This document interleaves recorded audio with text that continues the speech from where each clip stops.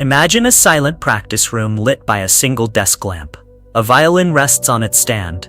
The student who owns that violin is already walking away.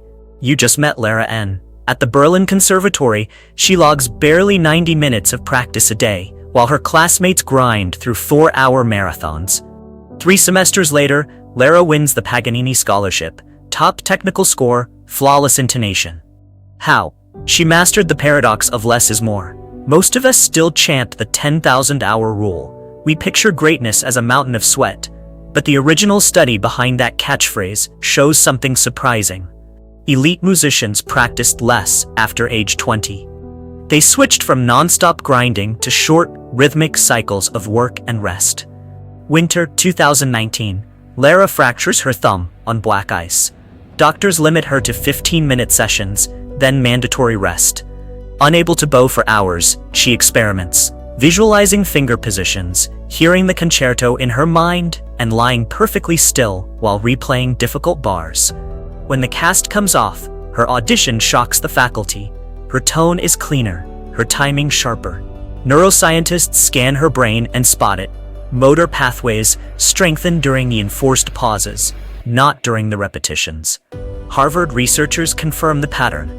After a 10-second motor task, subjects who stared at a blank wall for 10 seconds show a burst of neural activity. The brain consolidating what it just learned. Keep working without pause, and that spike never happens. The University of Oxford tracks pianists next. 90 minutes on the keys, 20 minutes completely off the bench, produce the same technical gains as a 4-hour block, with half the keystrokes and far lower stress. Learning happens in the pause as much as in the practice. You know the classic curve. Low arousal and high arousal both hurt performance.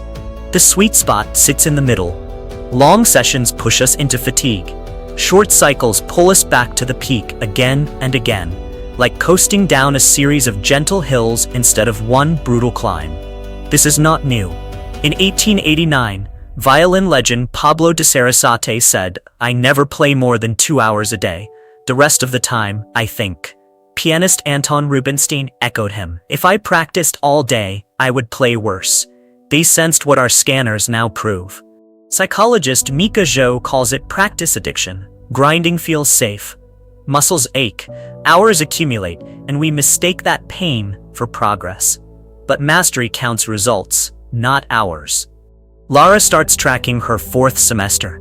Each week, she logs about 1.5 hours of bow in hand time, about 50 minutes of mental rehearsal, and roughly 3 hours of true rest. Every jury score keeps climbing. By finals, she has practiced half the class median and finished first. Chess grandmaster Magnus Carlsen caps intense prep at 4 hours and spends the rest of the day skiing or kicking a soccer ball. GitHub engineers who enforce Pomodoro-style walks resolve 23% more issues. NBA players combining load management with visualization extend their peak seasons by 2 years. Wherever complex skills live, enforced rest supercharges them. Step 1. Schedule a 90-minute, phone-off work block for tomorrow.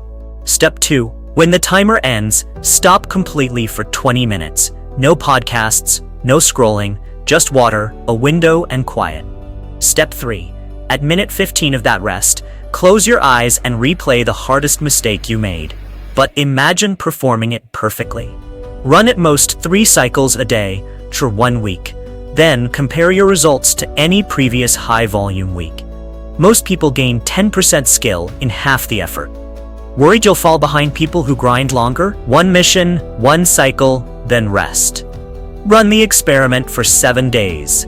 If it works, teach a friend, because sharing insight deepens mastery. Next Monday, we'd unpack File 03. Too many choices, the jam jar study that slashed sales and what it means for your daily decisions. If this episode lightened your workload, tap like, hit subscribe, and paradoxically, take a break before the next video. Your brain will thank you, and so will our watch time graph. I'm your Paradox Stories narrator. Keep questioning the obvious. Sometimes the missing piece is the pause.